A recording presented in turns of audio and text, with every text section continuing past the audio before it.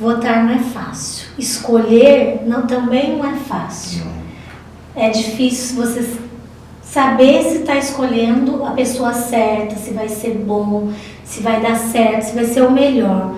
Mas, professor, o que precisa mudar na política do Brasil para que o povo acredite na política, para que o povo aceite que a política é uma coisa boa? O cenário político do Brasil, o que precisa mudar? Muitas coisas, Alice. Bom, a primeira coisa é a conscientização do povo.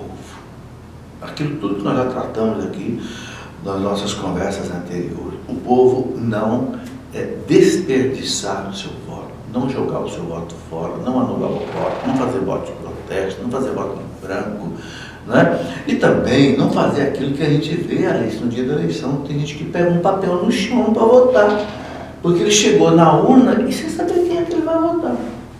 Entende?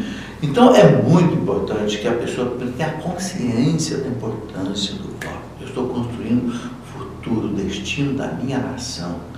Entende? Então eu vou me formar como uma pessoa que tem orientação política, uma pessoa séria, uma pessoa responsável, quem que eu voto, quem que eu não voto. Eu vou ler jornal, eu vou ver uma revista, eu vou assistir programa. Esse é o primeiro ponto que precisa mudar na política. Agora, o nosso sistema político precisa mudar. E aqui eu queria explicar uma coisa que é o seguinte.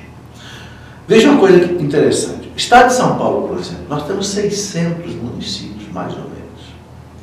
O político trabalha basicamente 60 dias, no máximo, porque tem que fazer o registro da candidatura, etc. Ora, Alice, se ele tem 600 cidades, tem 60 dias, 600 dividido por 60 dá 10, ou seja, ele tem que andar em 10 cidades por dia. Sendo que tem cidade que tem milhões de habitantes, como São Paulo, Campinas, Santos. Você entendeu? O ABCD, Santo André, São Bernardo, São Caetano. Como é que o sujeito vai percorrer tudo isso? É impossível. Sim. Segunda coisa. Cadê dinheiro, Alice? Para ele fazer santinho para tudo isso? Fazer cartaz, fazer... Entendeu? Qualquer cidade que o sujeito se eleger hoje, ele precisa eleger, às vezes, vereador, prefeito, ele precisa de milhões de reais. E eu pergunto, quem é que tem R$1 milhão no Brasil? Você tem? Eu não. Então, o que o sujeito faz? Não, entendeu? Então, o que ele faz? Ele não tem 2, 3, 4, 5 milhões para ele gastar numa campanha para deputado federal, deputado estadual. Então, o que ele faz? Ele arranja alguém para bancar a campanha. Aí ele vai atrás de um empresário, ele vai atrás de uma multinacional, ele vai atrás de um grande banco, ele vai atrás de uma cooperativa, ele vai atrás de uma igrejinha, ele vai... E aí, se ele for eleito, o que vai acontecer? Para quem que ele vai trabalhar? Para o povo ou para quem bancou ele? Vai trabalhar para quem bancou. Aí está a raiz da corrupção. Por quê?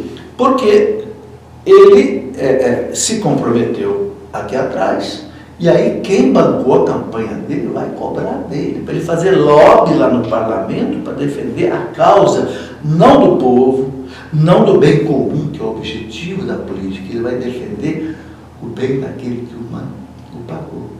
Esse é que é o problema. Então, o que precisa mudar no Brasil? O político, ele ser mantido por uma comunidade.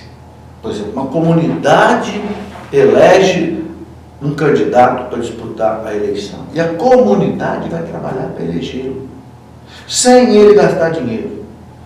Entende? Por exemplo, nós vamos lançar candidato fulano e nós vamos trabalhar para você, porque nós te escolhemos.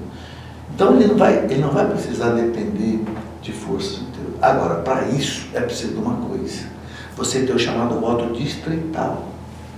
O que é o voto distrital? O Estado é dividido em distritos, em regiões. Por exemplo, nós aqui do Vale do Paraíba seria um distrito. Então, a gente só votaria nos candidatos aqui do Vale do Paraíba. E só vão votar nele os eleitores do Vale do Paraíba. Você entendeu? Divide por distrito, o candidato é dali e o eleitor é dali. O que acontece? O político vai ter que andar em poucas cidades, não vai precisar muito dinheiro para gastar, não vai haver essa corrupção deslavada, Então isso chama-se voto distrital. Você até conhece quem você está votando, porque muitas vezes você vota e até nem lembra mais o nome do candidato que você votou. Se você vota no candidato do seu distrito, perto de você, você depois pode acompanhá-lo. Pode cobrar dele se realmente ele cumpriu as promessas que ele fez ou não. E fica muito mais difícil de enganar o povo, né? E nós como cristãos, a gente não pode desanimar e também não pode deixar de fazer uma escolha certa. Como cristão, a gente já sabe quais são os caminhos que a gente tem que ver. A idoneidade, o caráter e seguir essa meta, que eu acredito que é o melhor caminho para a gente escolher um bom político nessas eleições.